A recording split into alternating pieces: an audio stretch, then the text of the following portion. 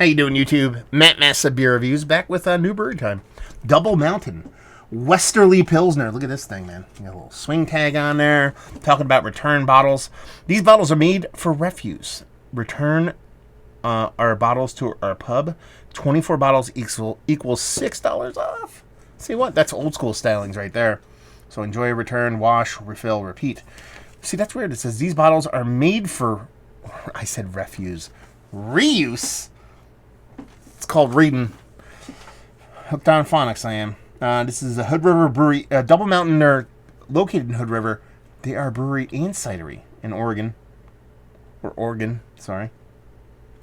The old money off for the bottles coming back thing, that's very, very old school. They show what's going on here. The only problem is, I got this bottle from Tavor. That's not a problem. But there's no way I'm returning this bottle, because I would have to fly almost the complete other side of this country. So yeah, let's see how the sucker rolls. I love this bottle for a bunch of different reasons. We'll talk about it. We'll give it a pour, give you a look-see. I mean, come on, look at that. That looks like a Pilsner. Westerly Pilsner, 5.2% alcohol by volume, 25 IBU. They have story time on here, a refillable bottle. It says, this Northwest-inspired Pilsner is crisp and dry with a hint of spice. From an addition of rye. Oh, I forgot that when I'm unboxing. There's a rye in there. And just a bitter enough to remind you that you're not in Bohemia anymore. Go west. I love this bottle because if you look at this bottle straight on, it's crooked. The top of this, like, it's crooked, man. It's a like, you know, they're like handmade bottles locally or something like that, because that is not symmetrical, and that just has me all kinds of hot and bothered. Label-wise, it's kind of what I expect from like a bottled beer from the Pacific Northwest. You know, the vibes, all the vibes, and that looks like all the Pilsner. Maybe a skosh lighter, but you're probably talking about or not probably, you are talking about a West Coast influenced Pilsner. I assume it might be a little bit beefier, a little bit bigger, a little bit more robust. Let's get a nose. Not much there. And there's a little prickly pine thing that like almost thinks that's proper English. I almost think is kind of placebo. Like I'm thinking like West Coast Pilsner. Maybe they're throwing a little bit of kind of West Coast kind of Yakima hops up in that piece. And that's it. Soft sweetness, a little bit of crackery maltiness, very, very gentle dough, nothing overly aggressive. And you're talking about 5.2%. Decent beer, Pilsner-wise, ABV. Let's just dive in. Cheers.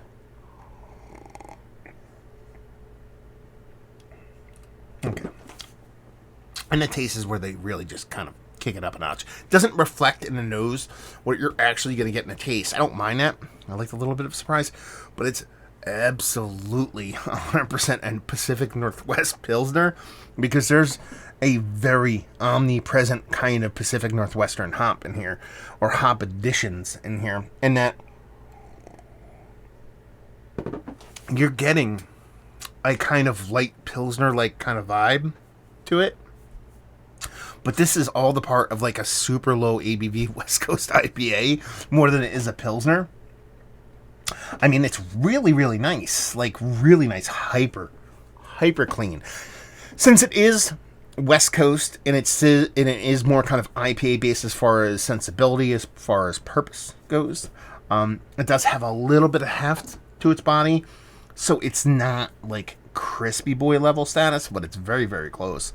Way maltier as far as impact, but at the same time, ABV, like, it's like the 5.2%. It's almost drinking malt-wise, something closer to 6%. Same thing goes with the hop presence here. The way those hops going to come off are very much West Coast through and through. It's that little bit of pininess, a little bit of resininess, but everything here is not aggressive, like not like super in your face. It's stopping short of being hefty, so it's still, well, not crispy boy status. It's still light and creamy. Not creamy, but delicate enough to where it gives you the vibes, and that's where I talked about that kind of Pilsner vibes. It gives you that light beer kind of vibes, but giving you all that West Coast kind of IPA kind of sensibility in a lower ABV package. I really like this beer, actually. I think it's really, really fun beer.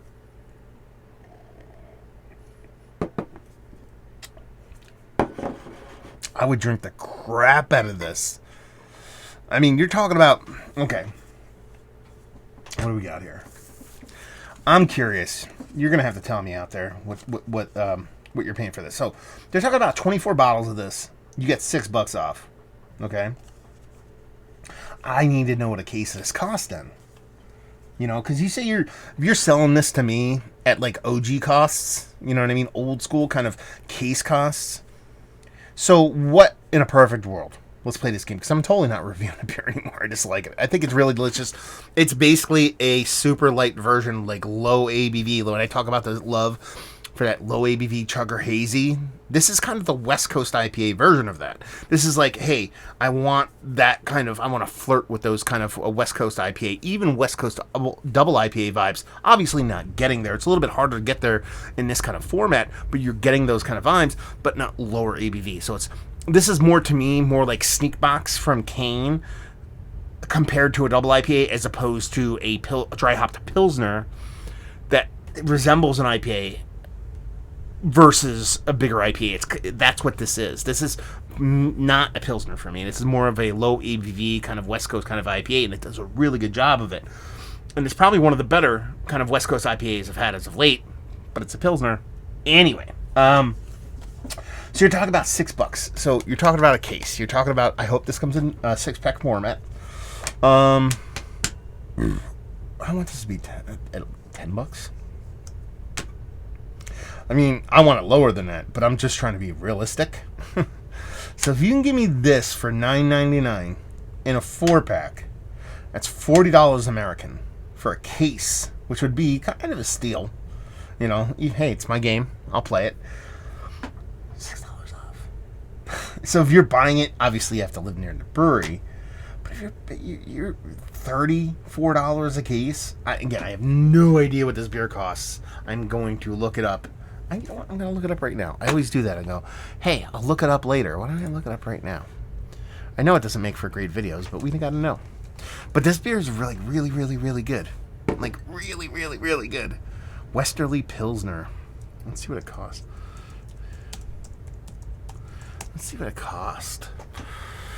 Come on, Double Mountain. Let's see. Okay, Westerly. Total Wine has it. I don't know what the markup's going to be on here. $10.99 a 6-pack. That's what I'm talking about, dude. Double Mountain, right? So if Total Wine's selling it for $11, Double Mountain Brewing, you don't have a website? That can't be possible. There we go. We found it.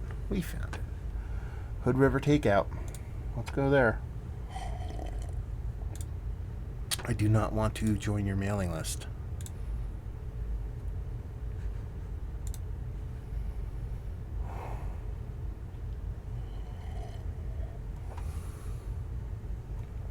I don't want to take out food. Show me the beer, or I'll punch you hard. Okay, here we go. Westerly, $2.50 a beer. That's kind of weird because then they're going to be $15 for a sixer. It can't be right. Those have to be singles or something. Anyway, listen, Total Wine selling it for $11. So, I mean, if you're ripping cases out of this place and it's close to that price point, if not cheaper, I would assume it'd be cheaper. So it might hit that $9.99 price point. I would buy this all the time. Like, all the time. Like, this is like perfect drinking beer, you know? Because it's aggressive enough to give you that kind of really well-made, you know, just snappy West Coast style IPA, but in such a lower ABV kind of price point. $6 off. You know, it's pandemic times. I probably wouldn't even do this during the pandemic. But if it wasn't pandemic time, I'll do that. No, this is absolutely fantastic beer.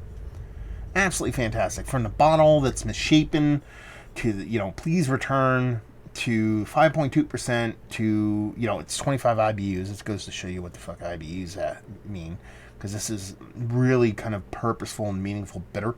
You know, and it's just, you know, such a slow IBU level.